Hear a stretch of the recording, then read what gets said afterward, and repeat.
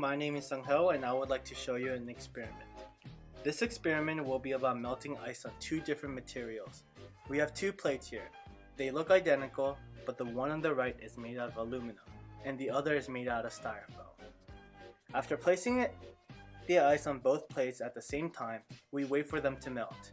After a few minutes, we notice that the ice on the aluminum has already melted, whereas the ice on the styrofoam hasn't melted much.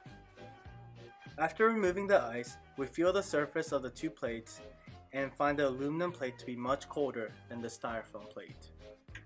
Both plates were initially in the same room temperature, and the ice were placed on the plates at the same time.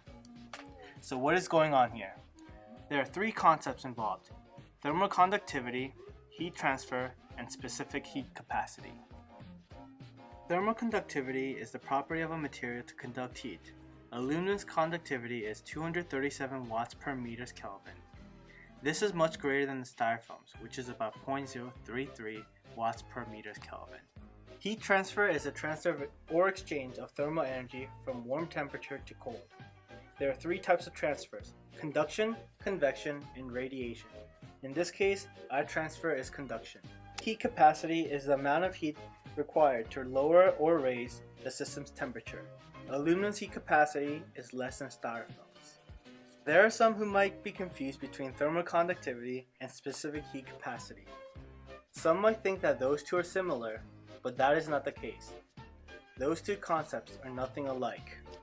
Thermal conductivity is simply the ability to conduct heat, and specific heat capacity is the amount of heat required to change the system's temperature. So remember when the ice on the aluminum melted faster? This means that the heat from the ice moved to the aluminum at a faster rate. Also, remember when the ice on the styrofoam melted slower?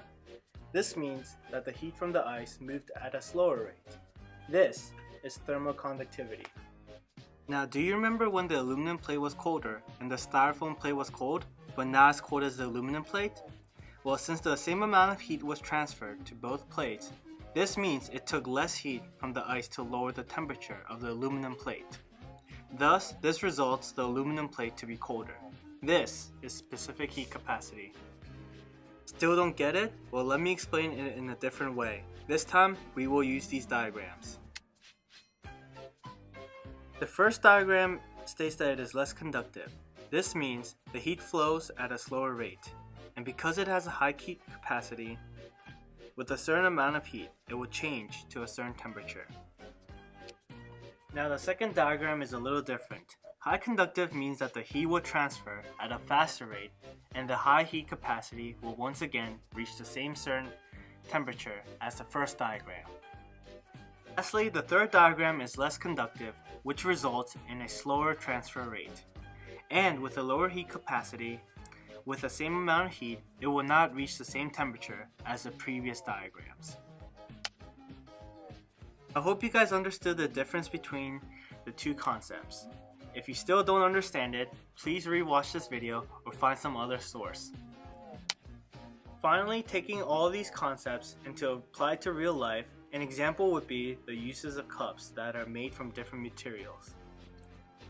There are many of them out in the world: plastic, glass, ceramic, aluminum, all with different heat conductivity and heat capacity. Some of these cups will be more preferable than others when it comes to dealing with different substances of different temperatures. These are the links to all the information and images I've taken from the internet, and thank you for watching this video. I hope you got something out of it.